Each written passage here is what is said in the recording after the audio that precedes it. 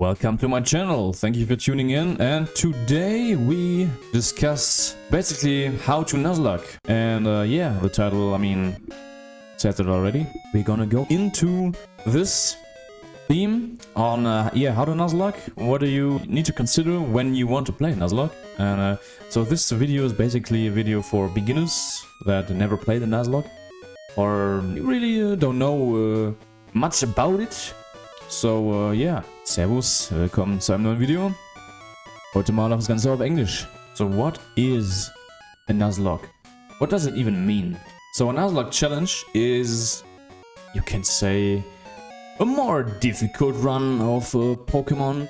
So you know the standard Pokemon games, many people are crying out that, well, the Pokemon games are too easy, or it should be more difficult, you know. Especially Gen 1 and Gen... let's say Gen 2. Gen 1 was fairly difficult, I would say. But Gen 2, you know, was pretty easy. And yeah, at some point you could just go through with one Pokemon. You didn't need to train at all. And yeah, so this is for people who just want a bit of a challenge or a more difficult challenge. I mean, there are standard games who are really difficult, like Generation 5.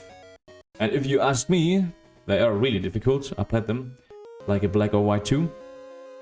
Black and White were okay, I guess, when it comes to difficulty, but the second games are far more difficult. And you can get in trouble in that game if you're not prepared for it. So yeah, so basically you want to make the game more difficult and have a little more fun. I really like to play Nuzlocks. By now I can't even play normal runs now at this point, because I played it like this way so long, so long. And yeah, so we'll start with the first point you need to consider when you want to play Nuzlocke.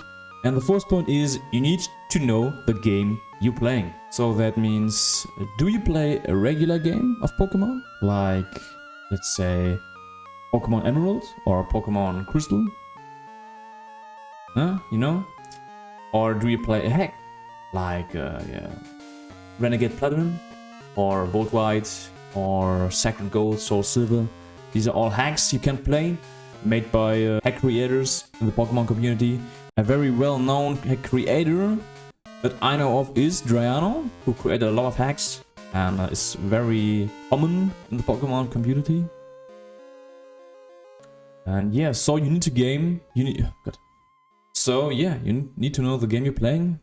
This is very important. Also, which generation, of course, because if there are different, like, Pokemon, of course. That is also really important, because in the new games there are new mechanics or other mechanics that, let's say, the last games or the older games lacked.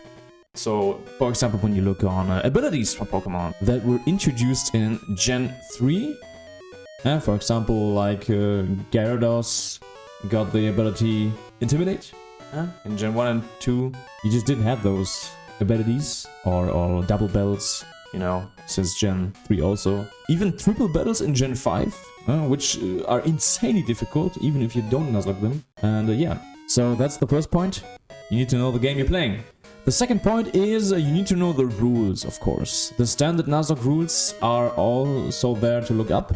That always includes rules like, you know, you can only catch the first encounter, or if you play a hardcore Nuzlocke, you can't heal, or you just, you know, just can heal twice. You know, it depends on the Nuzlocke challenge you want to do.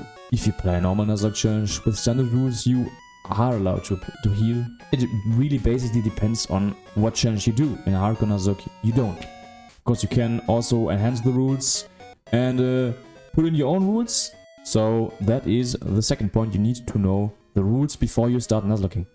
And the third and most important point of this, and that is basically the core of this video, you also need to know the Pokemon. So what that means is that includes typing, resistances, and possible movesets. Of course, you can look that up in the internet on, you know, for example, PokeWiki or Bizofans. Or I guess most of you already played some games, so that you know the drill by now. But for a Nuzlocke, you need to consider the possible move pools and threats that enemies can give you, especially in hacks.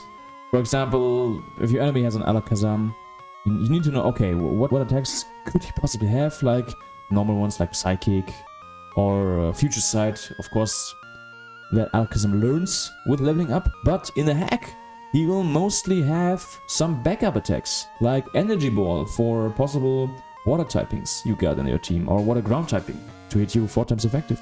Or he also can learn Shadow Ball, you know, when you try to beat Alakazam with a Ghost type or something. You need to have that in the back of your head to don't just lose a Pokemon in a stupid way and forget about that. So that is really a thing you need to know. Otherwise, it will be nearly impossible for you to go through a hack without knowing these and without knowing a Pokemon. Of course, luck is also a point that is pretty valuable in doing Nuzlocke, but yeah. So basically, there you have it. These are the 3 most important rules before you want to start a Nuzlocke. You need to know the game you're playing, you need to know the rules, and you also need to know the Pokemon. And I bet when you consider these 3 rules, you will have a great run, and I think you will succeed. So, now you should be prepared. I wish you the best for your Nuzlocke challenge. Thanks for watching, and goodbye.